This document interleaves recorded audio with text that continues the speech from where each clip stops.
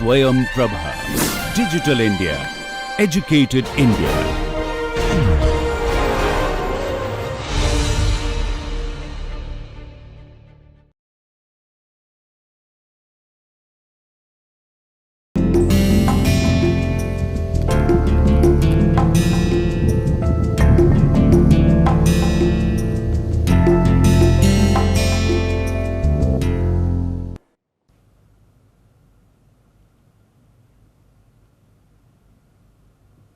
Good morning everybody. My name is Madhvi Jha and I am from Janki Devi Memorial College, University of Delhi.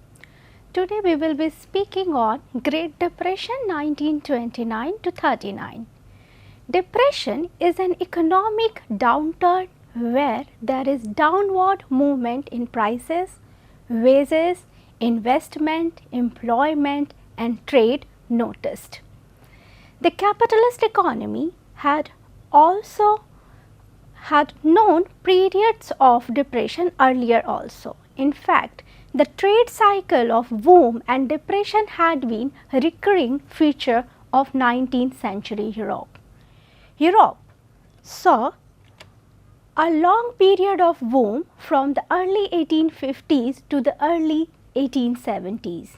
This was followed by a 20-year period of economic bad weather. But the Great Depression, Americans call it the Great Slump, that began with the crash of the New York Stock Exchange on 29th October 1929, proved to be the greatest peacetime downturn of the world economy during the 20th century. In 2 weeks from 29 October, over $3 billion disappeared from the American economy, a sum comparable to the total amount the United States had spent to fight the First World War. Rich stockholders lost everything. A large number of people lost their life savings. This was followed by unprecedented decline in industrial production. Its impact was felt globally and it did not seem to come to an end. Capitalism faced its most serious crisis of the 20th century. The gross domestic product (GDP) fell, unemployment increased and banks failed. It has been estimated that during 1929 to 32, the GDP fell by 28% in the United States and by 20% worldwide. During the same period, the number of unemployment increased by some 22% in Britain, 25% in the United States and 44% in Germany. Millions of persons were forced to accept reduced wages. This caused grinding poverty such as Western world had not seen for generations. It deeply influenced all countries worldwide. It has been described variously as economic holocaust, the most traumatic episode in the history of capitalism. Let's talk about the origin of depression. As 1929 opened, most Americans seemed blissfully unaware that anything serious was wrong with the economy. In 1928, President Coolidge told Congress, "The country can regard the present with satisfaction," and anticipated the future with optimism. Prosperity seemed permanent, but the prosperity was built on suspect foundations and it could not last long. In September 1929, the buying of share on the New York Stock Exchange in Wall Street began to slow down. Rumors spread that the boom might be over, and so people rushed to sell their shares before prices fell too far. By 24th October, the the rush had turned into a panic and share prices fell dramatically. By 29 October, Black Tuesday, as it is known as, thousands of people who had bought their shares earlier were ruined. There is general agreement that the origin of this worldwide depression are to be sought in the United States. The US had become the world's greatest creditor. It was world's premier exporting nation as well as the world's premier importing nation. After the First World War, the US was an internationally dominant economy. In 1929, it produced 42% of the world's industrial output, with Germany, Britain and France together accounting for only 28%. It was the leading exporting nation of the world and only Britain's import exceeded those of the US. The US imported almost 40% of all exports of the 15 most commercial nations in the world. It is thus no wonder that the collapse of the US economy had immediate impact on the world economy. Producers of primary goods such as cotton, silk, wheat, sugar, coffee, rubber, copper and tin were devastated with the downturn in the US economy. The US reduced its flow of capital abroad and imposed protective tariffs. This prevented other countries from selling their goods in the US market, causing losses in output, which in turn led to unemployment. The collapse in the US thus had a disastrous impact on the economies of the West Europe and countries around the world. In the 1920s, the US economy had prospered tremendously.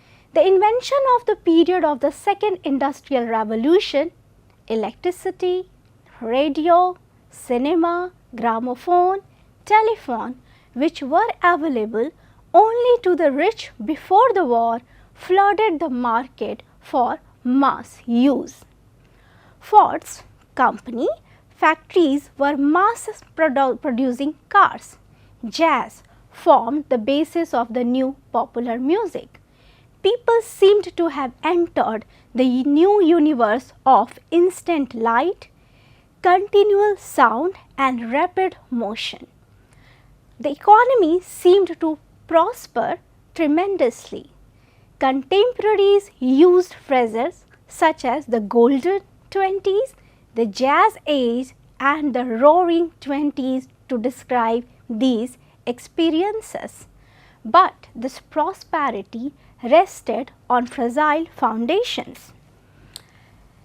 There were basic flaws in the US economy that were making themselves felt even before 1929. Consumer durables such as cars, radios, gramophones and household appliances were not necessities, and therefore the decision to buy or not to buy these depended on expanding level of income and confidence about the future. In other words, the demand for these new products of the Second Industrial Revolution was extremely sensitive to cyclical conditions. Economic uncertainties accompanying declining income could reverse the fortune of industries manufacturing these items. This is what happened during the late 1920s. Productivity of industrial goods continued to increase while people slowed down the purchase of these goods. This resulted in overproduction and over-speculation. Contemporaries such as the famous economist J.M. Keynes noticed the adverse impact of the weakening of demand. Moreover, the boom year of 1920s were not uniformly prosperous for all sections of society.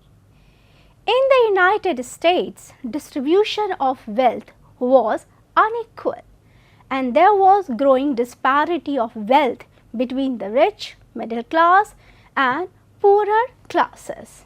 The agricultural sector remained virtually in depression in the 1920s. This reduced the purchasing power in the rural areas. In the urban areas too, purchasing power remained stagnant. The depression came 10 years after the First World War. The question naturally arises, did it follow from the First World War? It can be argued that it did not follow from the war. Two leading countries, Britain and France, experienced post-war boom. After 1922, the economies of other countries also began to improve. By 1925, economic downturn following the war and political instability both seem to have disappeared. Britain came back to gold standard in 1925 and France in 1926. But economic historians tend to accept that the depression of 1930s was connected with the long-term effects of the First World War. All countries financed the war partially by borrowing. Britain sold many of its overseas assets to buy arms. But even Britain borrowed from the United States and accumulated huge debts.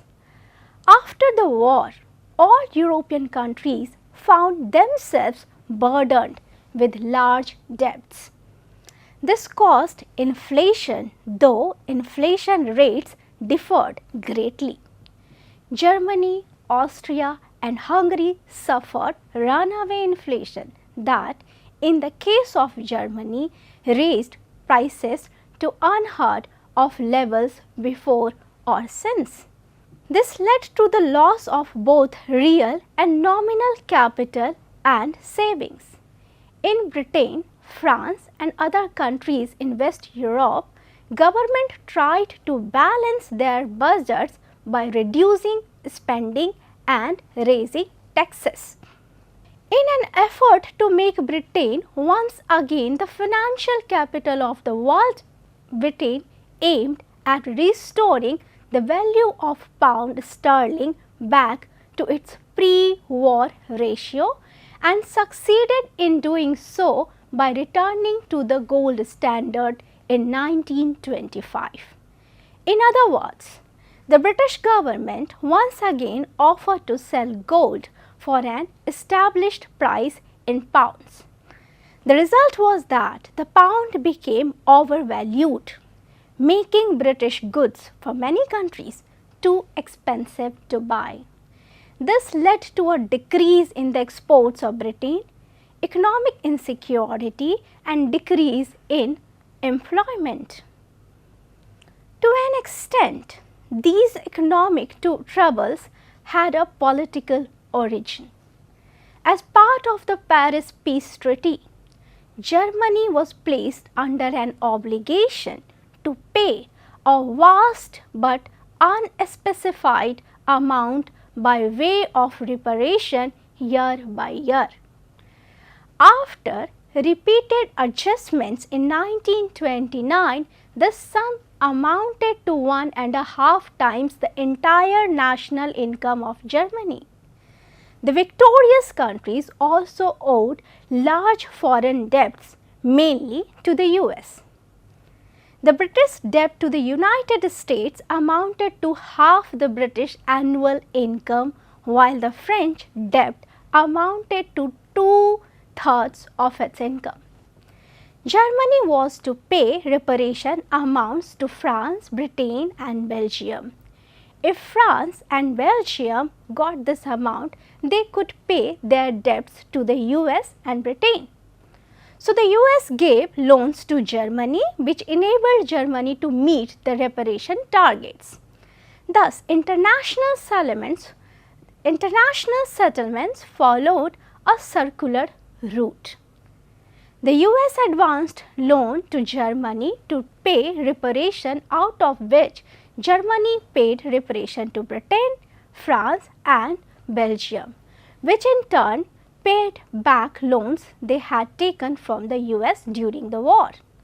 Thus, post-war economic recovery in Europe was built entirely on the money pumped into Europe by the United States. This was highly vulnerable arrangement. The circle of the payment was broken when the American flow dried up after the crash of Wall Street stock market in 1929. Its impact on Europe was decisive. Another feature of the post-war period was growing unemployment. Throughout the 1920s, two of the largest economies of Europe, Britain and Germany, saw a high level of unemployment. In Britain, 1 million workers, that is 10% of the labor force, remained unemployed during this decade. In fact, even this figure does not reveal the full seriousness of the situation. Some sectors and some regions were more adversely affected. During the war, the shipbuilding industry had expanded beyond peacetime needs. There was also overproduction of coal in Europe to meet wartime needs. In Britain, the problem of unemployment became very serious in some regions in Scotland and northeast England, where shipbuilding industry had collapsed. In the coal mining valleys of South Wales and in the textile regions of Lancaster. By the 1920s, industrially advanced countries saw the introduction of rationalization of production by the use of assembly line techniques. This led to more economic employment of labor and thus added to unemployment. Unemployment adversely affected the purchasing capacity of the people and hence the demand for products. One reason for economic dislocation was overproduction in agricultural sector, which was also a legacy of the war. During the war, the supply of cereals and raw material from the East European countries was disrupted. After the war, when the Europeans resumed agricultural production, there was an excess in the market, and during 1925-29, agricultural prices fell by 30%. This had an adverse effect on incomes in the agricultural sector and hence on the purchasing power of the people in rural areas. Agricultural depression began in 1929 and was not overcome by the mid-1920s. In Germany, while the industrial sector saw a boom during 1927 to 1929, agriculture suffered a serious setback. In the US, the agricultural sector remained in depression throughout the 1920s. In fact, the bankruptcies began in agriculture. Thus, the boom year of industrial expansion of the late 1920s did not make all sections of the population prosperous as is often supposed. Now, we will be speaking about the collapse of the New York Stock Exchange. The Great Depression was undoubtedly triggered by the collapse of the prices at the New York Stock Exchange on 29th October 1929. On that fateful day, investors tried to sell millions of their shares. This ended the financial boom at the Wall Street based on a decade of speculation. In 2 months, stocks in the US lost half their value. This was predicted by a decade of speculation when speculators, bankers and brokers assumed that stock had a value of its own that could only increase. Investment in the stock of the Radio Corporation of America was a case in point. The corporation never paid any dividend. Yet, people borrowed money at high rates of interest to purchase its stock because they were sure that its price would continue to soar. In a single year, its prices had quintupled. Shady financiers enticed eager investors by launching holding companies whose only asset was shares of other companies. They also bribed financial advisors and newspaper columnists to circulate tips that would stimulate a rush to buy shares in these paper creations. When the crash came, investors could not sell their shares and their paper assets became worthless. The United States became the immediate and principal victim of depression. When banks in the United States called in their loans to European countries, especially Germany and Austria, the depression spread to Europe. Up to 1932, there were no signs of recovery. In fact, the period 1929 to 32 was the worst period. In the spring of 1931, Austria's leading bank failed.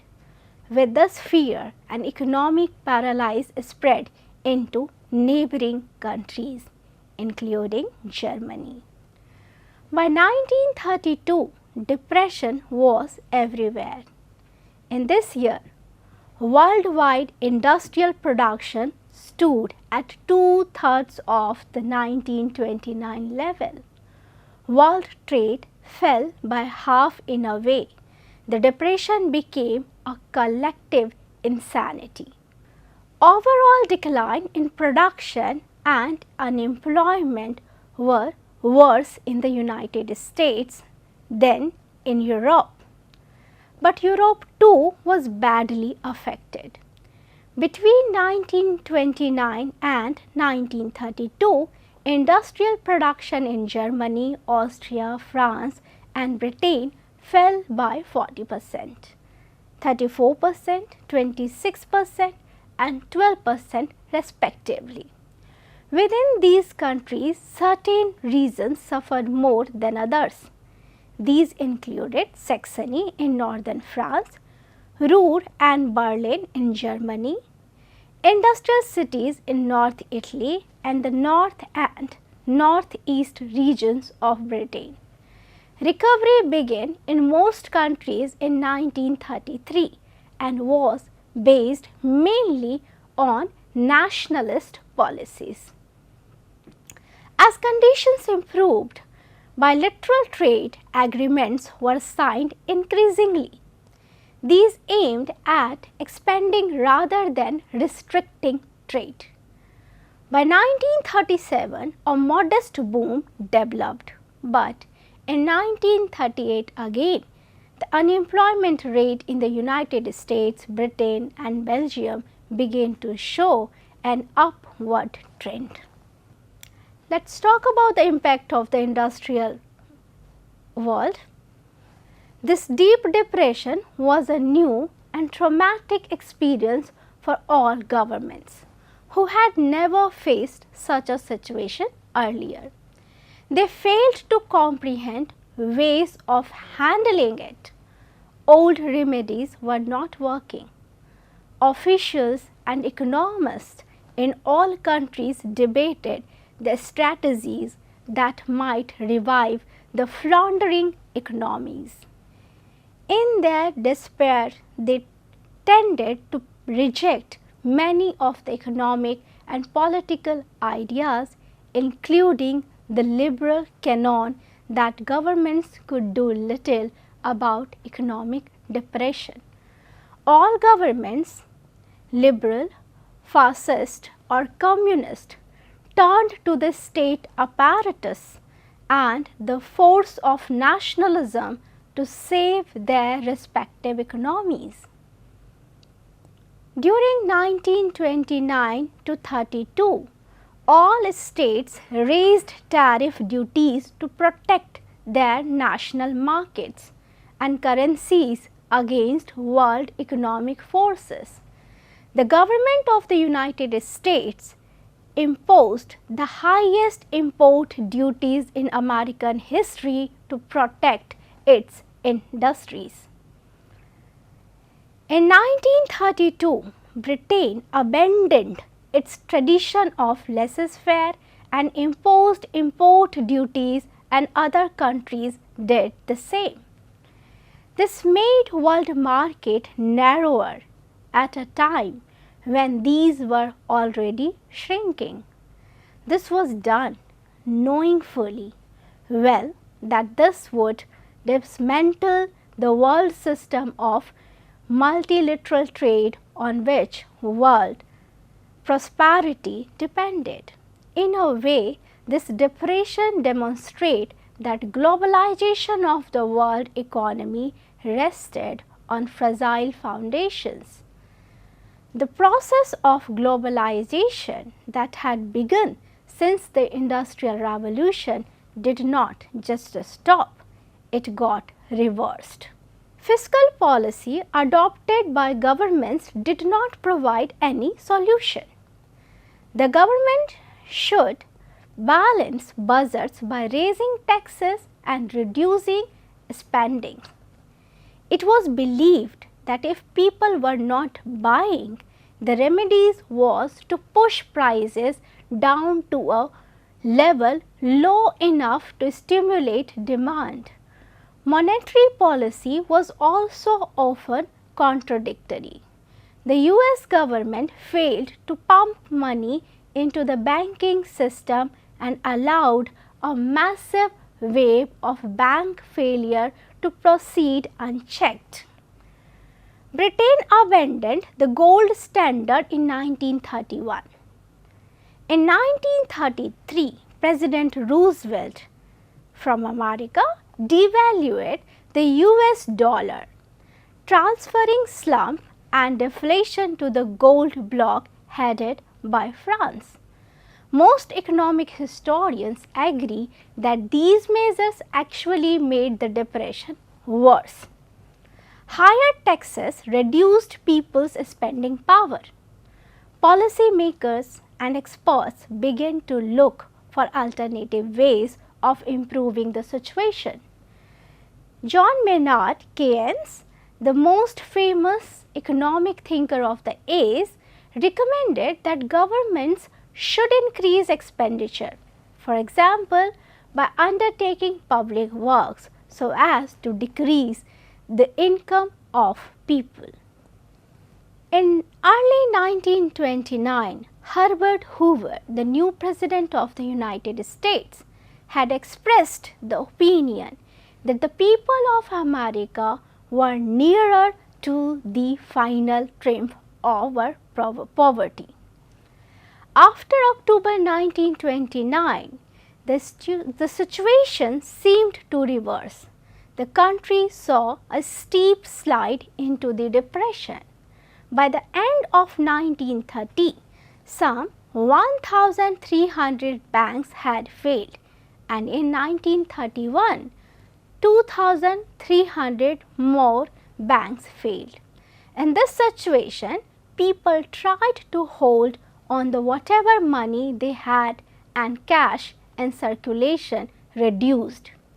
They cut down expenditure on items like car, gramophone, records, etc.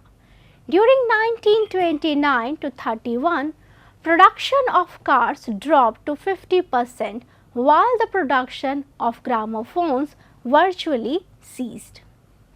This made mill owners reduce production or shut factories altogether, and in this process, thousands of workers began to lose their jobs.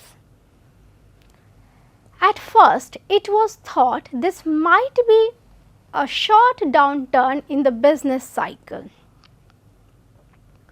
But the bad year of 1929-30 was followed by an even worse year in 1931. The year 1932 was the worst. By June 1932, more than half the workers had lost their jobs. As farm prices continued to fall, many farmers went bankrupt.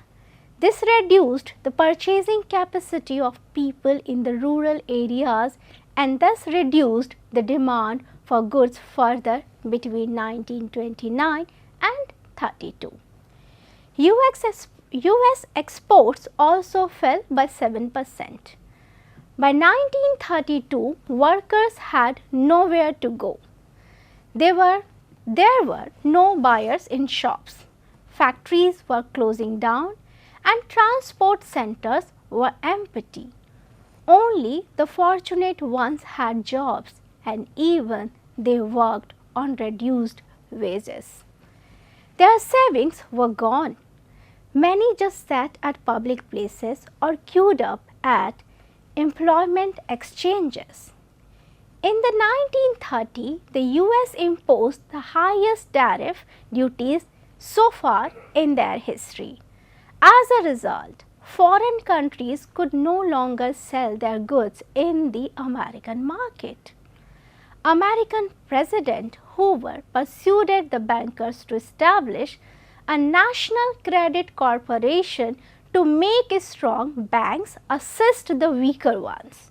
But the situation continued to worsen.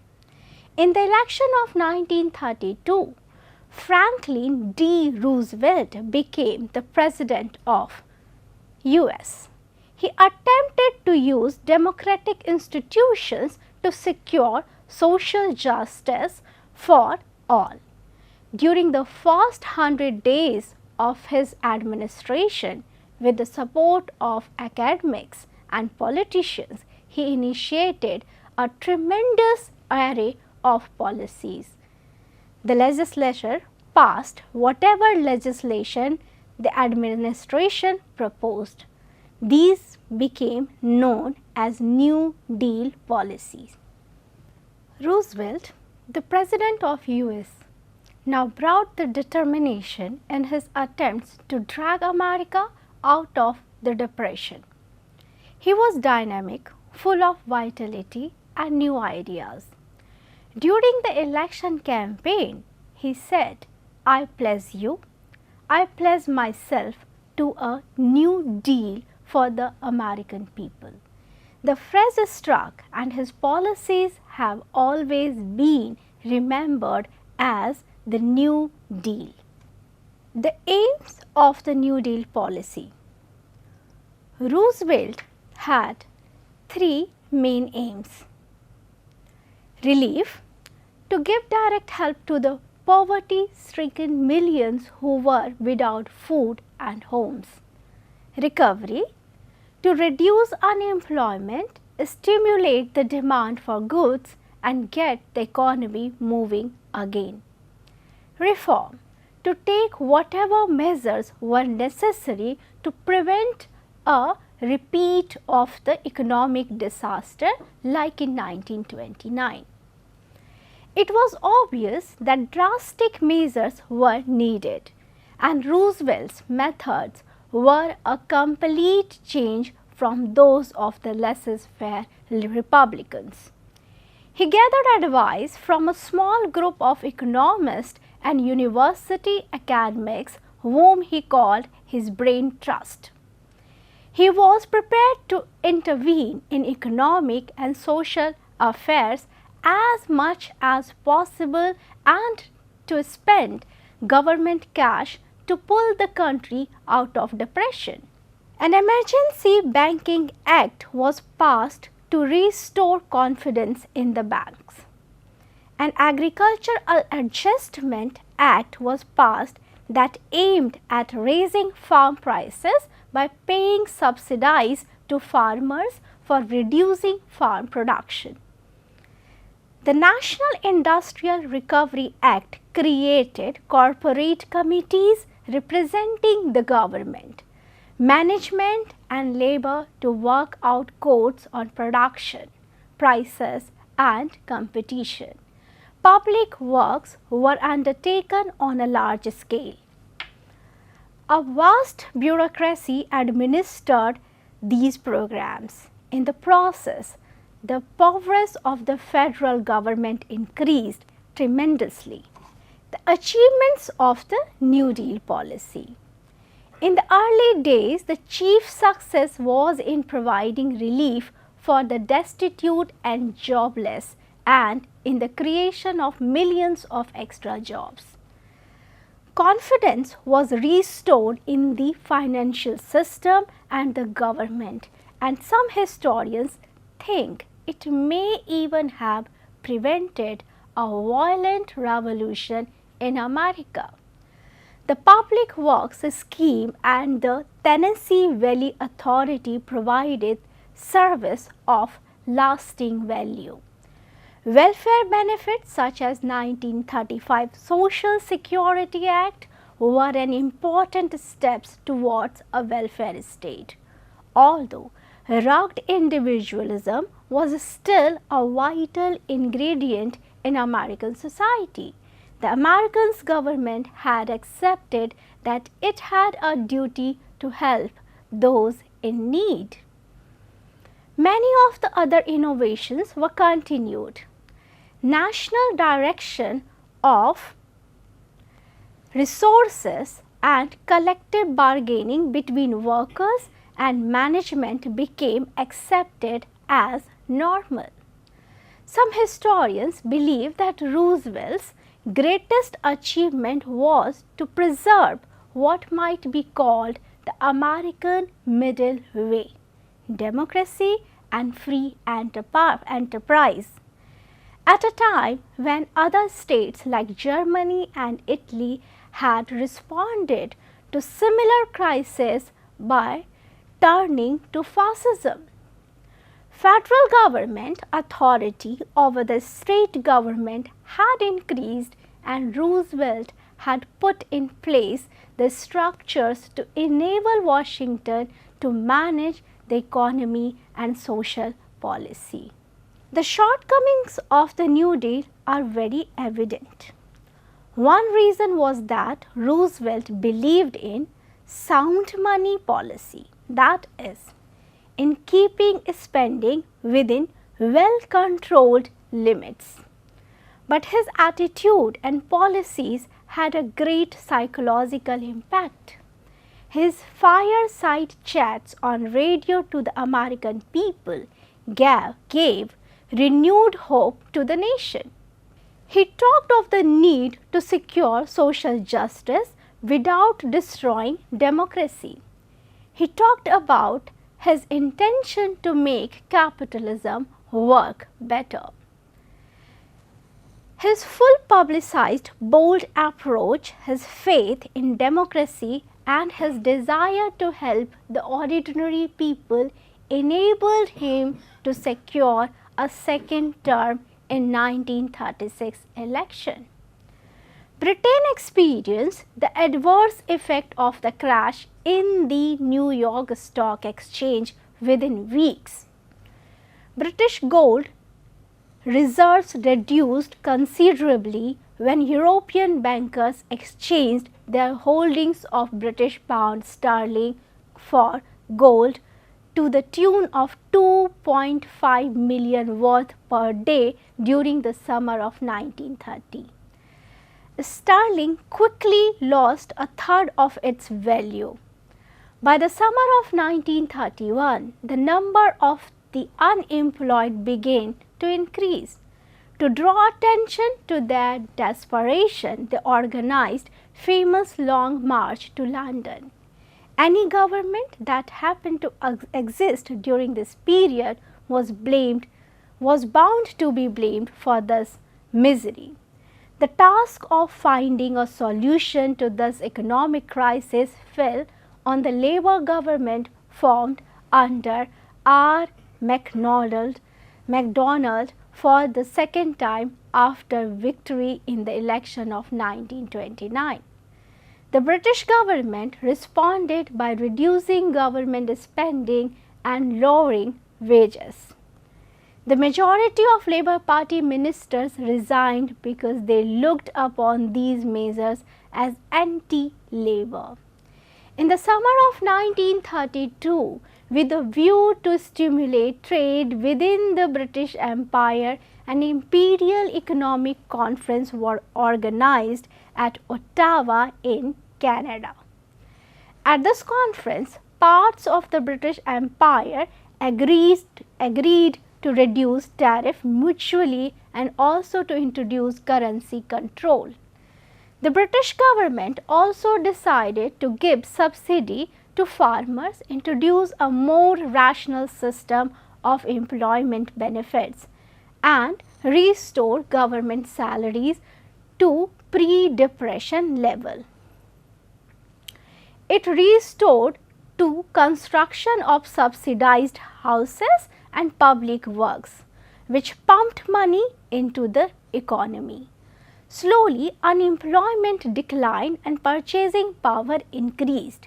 But in Britain and in the United States, unemployment was cured only after 1939. By the end of 1931, however, France began to feel the impact of depression. America continued to insist on the payment of debts. To resolve the financial crisis, the government refused to devalue the franc, and this adversely affected manufacturers. It tried to resolve the crisis by cutting pensions, salaries, and public expenditure. But the government's handling of the economic crisis was seen as inept. The impact of depression created such intense political antagonism that during 1933 to 34, the very survival of the republic seemed to be doubtful. When the impact of depression was felt the most, that is during 32 to 33, Sweden was also affected. This was the time when Sweden was stopping to be predominantly an agricultural country and its industries were growing. The depression affected both agricultural and industrial sector. Many farmers could no longer meet their mortgages and were forced to sell their property. By 1933, the unemployment figure in urban areas reached 33%. The government tried to deal with depression by maintaining rather than cutting income and expenditure. Compared to other countries of Europe, Sweden recovered rather quickly. The coalition government there passed laws regulating employment, hours of work, insurance, and constitutional holidays. Elaborate welfare plans were worked out, some of which could be implemented only after the Second World War. For Germany, the depression produced far-reaching consequences. In a way, the Wall Street crash led to the collapse of democracy in the country. The onset of depression in the United States and subsequent withdrawal of American investment made Hermann Muller's government in Germany curtail expenditure on welfare activities and public works. This increased unemployment and also disillusionment with the Weimar Republic. Very soon, the number of unemployed reached 3 million, which meant that 1 in every 6 in the working population of Germany was without a job. This made trade unions demand unemployment allowances from the government. The German Social Democratic Party, that was in power like governments in other parts of Europe, tried to deal with the situation by curtailing expenditure, and therefore it did not accept the demand of the trade unions and formed its main support base. This provided opportunity to Hitler to become the Chancellor of Germany. He recognized that he could turn the prevailing despair to his advantage if he could infuse a spirit of action and solve the problem of unemployment. Once in power, he spent money on producing armaments, building new highways, and supporting agriculture. He was able to virtually eliminate unemployment by 1936 and to maintain stable prices. The standard of living of working men improved, though only marginally. This success was achieved by curbing the freedom of the working class and establishing tight control on all economic activities, though he did not replace the actual private ownership of industry or land. People gave him credit for eliminating unemployment and for social and economic benefits. His captive press, radio, and films highlighted his positive achievements for his own people and for those in other countries. By comparison, liberal governments in neighboring countries seemed confused and less successful. In Italy, by the time of Depression, Mussolini was firmly established. His government assumed direct responsibility for most industries. In 1933, an institute for industrial reconstruction was created to assist Italian banks. Mussolini's government set low rates of interest. Nevertheless, employment remained stubbornly high in Italy in the 1930s and the standard of living was low. But there could be no open criticism of the dues because all protest was stifled and strikes were banned. Japan had seen a major bank crash in April 1927.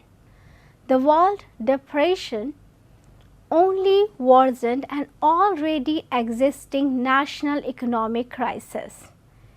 Like Germany, the totalitarian nature of its government allowed Japan also to recognize recovery more successfully than faster.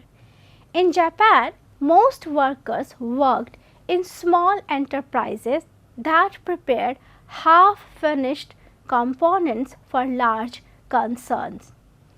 These workers were not organized, so Japan did not have to face the discontent of unemployed organized workers. Unemployment was dealt with in form of employment or its effect were borne by small enterprises. In the agriculture sector, peasants were engaged in producing mainly rice and silkworm cocoons. They were hit hard by the shrinkage of demand of silk products and a steep decline in the prices of cereals. In the countryside, therefore, depression intensified dissatisfaction with modernity. The government could not ignore the resulting discontent because most of the soldiers came from the countryside. There were lively debates in Parliament about meeting the needs of the rural population.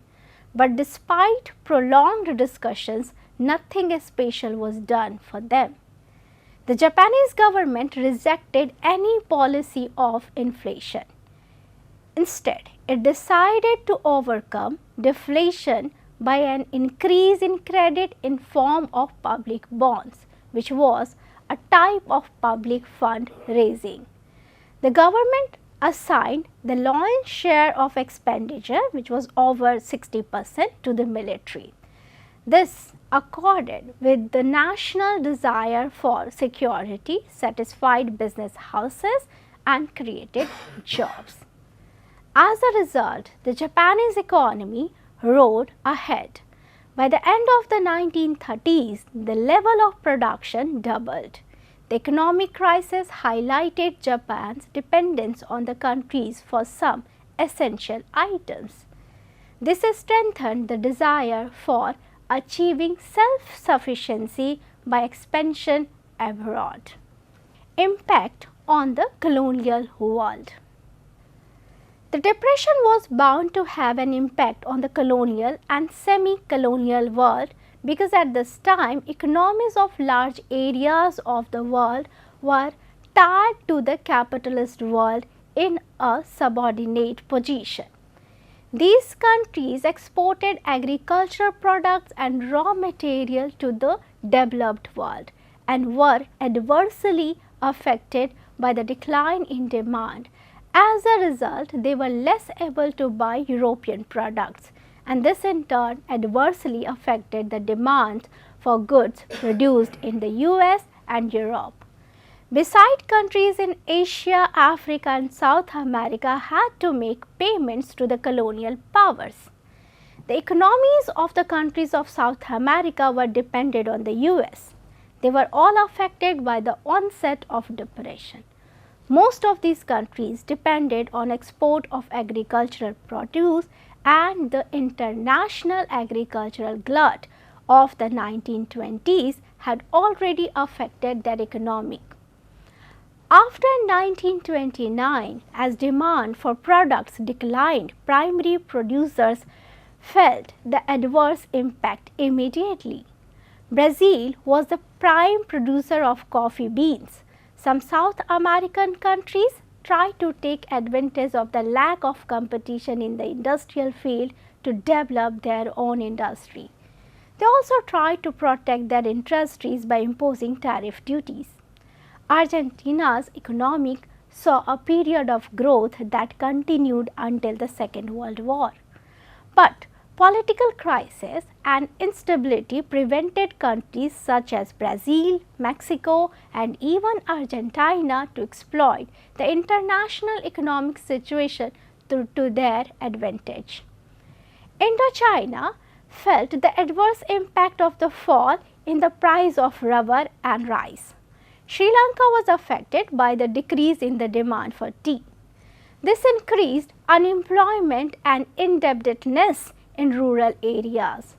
Small industries that made goods for consumption of Westerners suddenly lost their market as the purchasing power of their buyers dropped.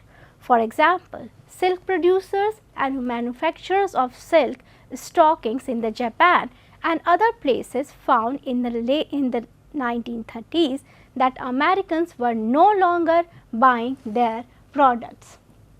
In the Indian Empire, as the price of agricultural produce declined after 1926, the British government of India was able to postpone a crash by withholding stocks from the market. From 1930s, prices began to fall. There was a more than 50% of decrease in the price of wheat as well as major cash crops between 1929 and 1934. Peasants found it difficult to sell their produce. They also found it difficult to borrow money from the money lenders. The colonial government did not reduce the land revenue demand. This led to an increase in indebtedness in rural areas, forcing peasants and laborers in rural areas to face hardships. In the industrial sector, the impact was not uniform. The cement industry prospered. In the jute industry and textile industry, the mill owners passed on the burden to workers by adopting measures such as short time working. The prices of the primary products which the dependent countries supplied fell more dramatically than the prices of the manufactured goods. With the West produced, the colonial powers rushed to protect their own agriculture and industry irrespective of the effect on their colonies.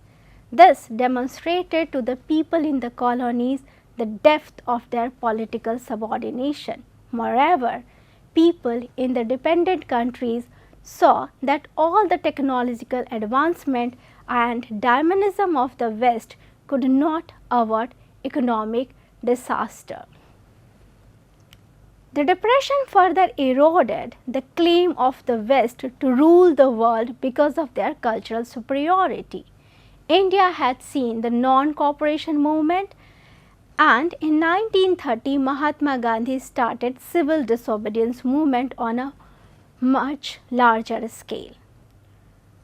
The British as first adopted a policy of reparation and then of consultation.